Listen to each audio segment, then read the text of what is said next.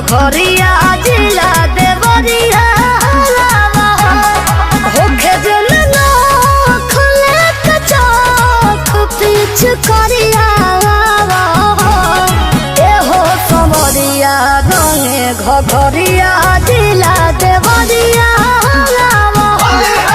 एहो समरिया रंगे घरिया जिला देवरिया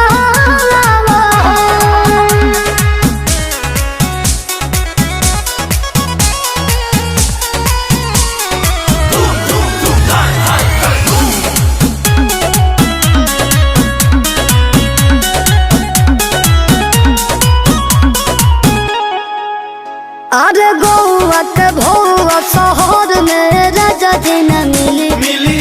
मिली मिली तू बड़ा दिली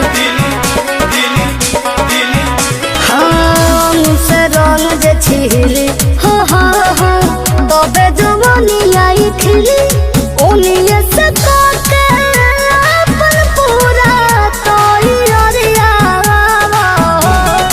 एहो समरिया रंगे घरिया जिला देवरिया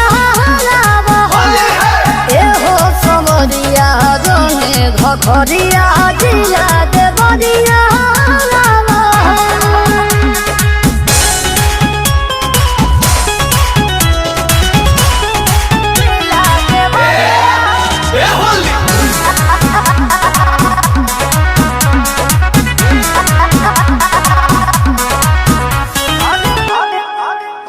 अरे दाल भात भुजिया न सुजिया के गुजिया खियाए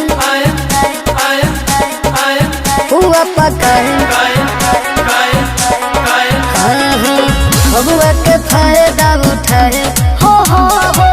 खूब लगाए जो हतारी प्रिया हमारा भिरिया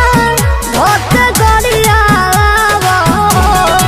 एहो समरिया रंगे घरिया जिला देवरिया एहो समरिया रंगे घरिया